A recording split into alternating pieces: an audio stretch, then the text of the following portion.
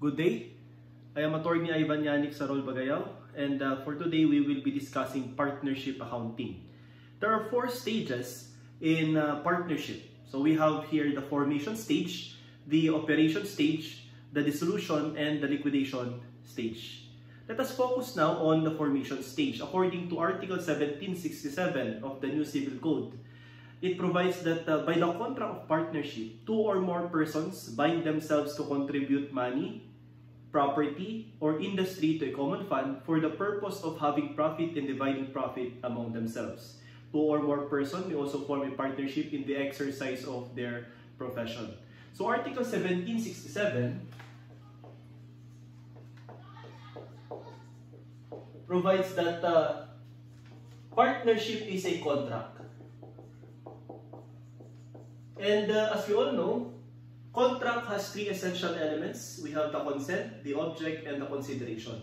So the partners should agree on the object, which may be the contribution of money, okay, property, or industry. Okay, so we have here money, property, or industry, or in the form of service. So with respect to non-cash asset contribution, okay, take note that the valuation, okay, will depend on the so-called agreement, because partnership is a contract. So the first priority in valuing the property or the non-cash asset contributed by the partner is the so-called agreed value. Okay? In case that there is no agreed value at hand, we can use the fair market value, which is normally equal to the agreed value. Okay? Then in the absence of agreed or fair market value, okay, they can also use the carrying value or the book value of the said non-cash asset. Otherwise, okay, the partners may value or enter in the book of the partnership the value of the said non-cash asset at its cost. Okay? With the exception of an inventory, okay, inventory that in the absence of its agreed value or fair market value, the inventory shall be valued at its lower of cost and the net realizable value. So lower of cost and NRV. Okay? Now, aside from this, okay, our next topic will be focusing on the division of its profit. Okay? Okay, to be divided among themselves. Okay, in operations stage. Now, under formation stage, there are 3 methods to consider. Okay, traditionally there are 3, but the third method, okay, shall be disregarded. Okay, what are these 3 methods? Number 1, we have the net investment method. With respect to net investment method, okay, the partner who contributed capital in the form of money or property, okay, shall have a capital credit equivalent to his or her contribution. Example, okay, with respect to investment, in the book of the partnership, if A, okay, contributed cash in the form of, rather amounting to 50,000. Aside from that, contributed equipment amounting to 50,000.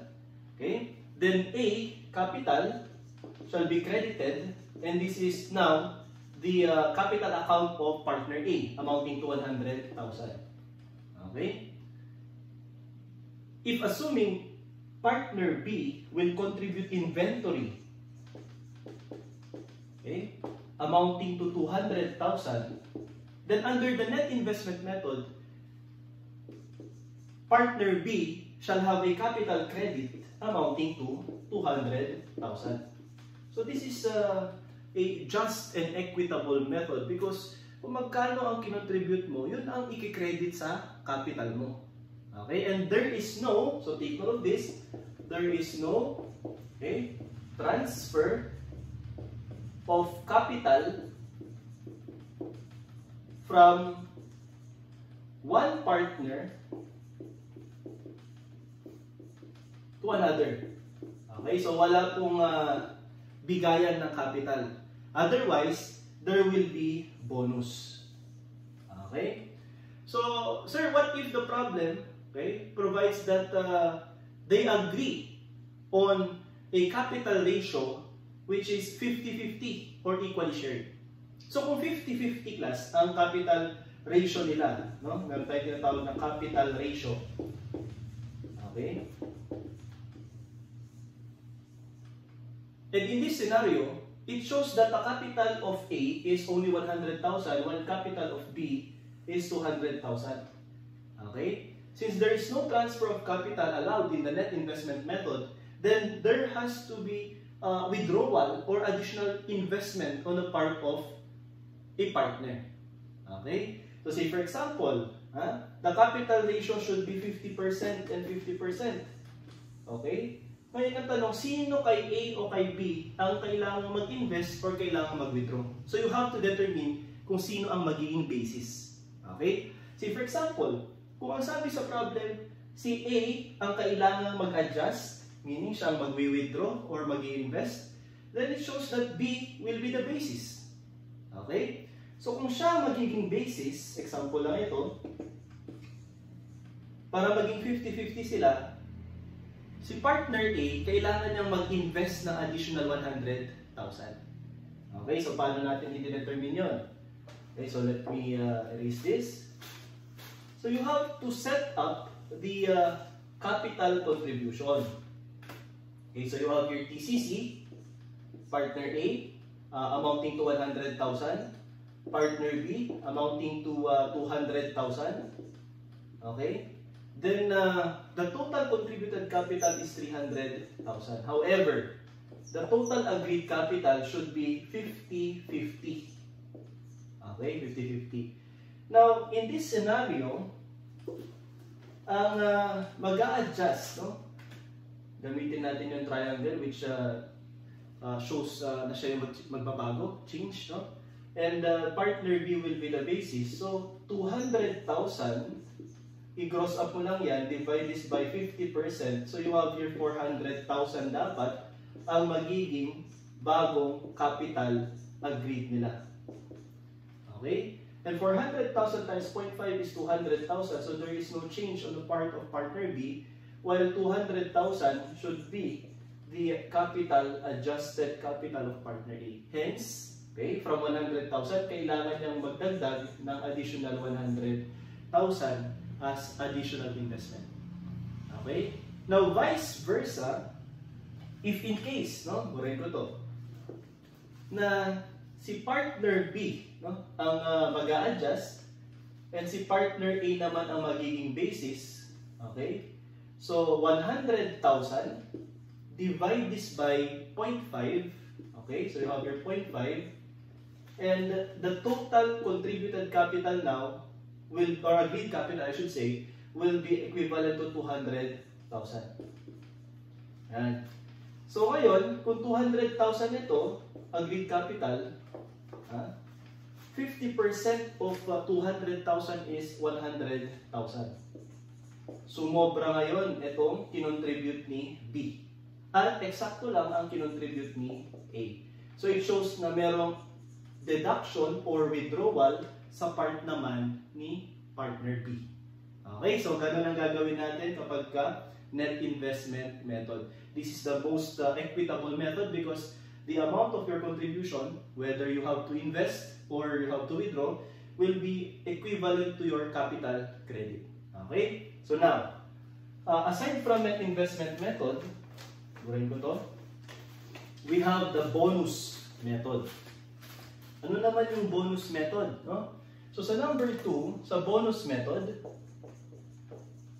as the name implies, there will be a bonus or transfer of capital, okay, from one partner to another. Okay? Depending on its capital ratio agreement. Say for example, partner A, again, nag-contribute ng 100,000, debit cash amounting to 100,000, credit A capital amounting to 100,000, and then partner B contributed equipment amounting to 200,000, and credit B capital amounting to 200,000. It shows that the total contributed capital, okay, is 300,000. But they agreed on, okay, capital ratio which is 50-50. So ngayon, kung 50-50 pala class, kailangan may mag-transfer ng capital niya, no?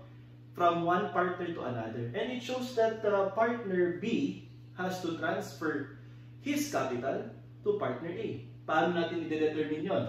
So ganito class, no? So you have partner A, 100,000, partner B, 200,000. So this is now the total contributed capital equivalent to 300,000. Okay? Now the total agreed capital of 300,000, i-multiply mo to ng 0.5 and 0.5, you have here 150,000 and 150,000.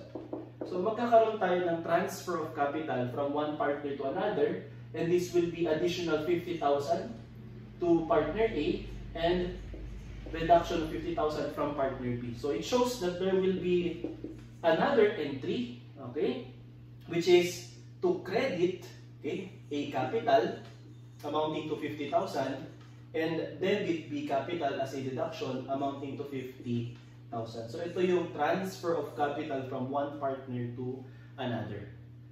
Okay, so this is bonus method.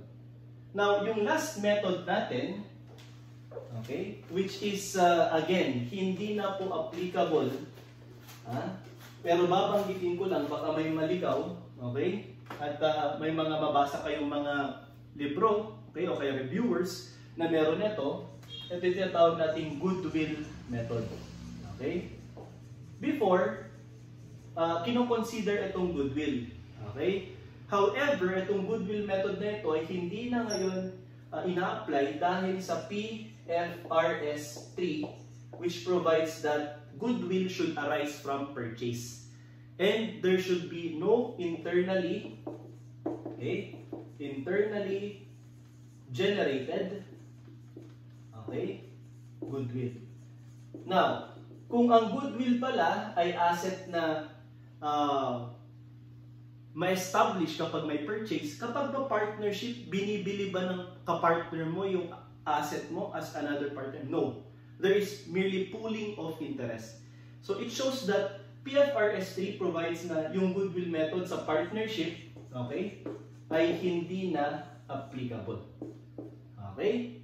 Because again, there is no internally generated goodwill to account for. Okay? And for our next topic, we will be discussing, okay, how to distribute or share the profit or loss of the partnership, okay, generated from its operations. So this is our discussion for formation. Then let's continue on operation.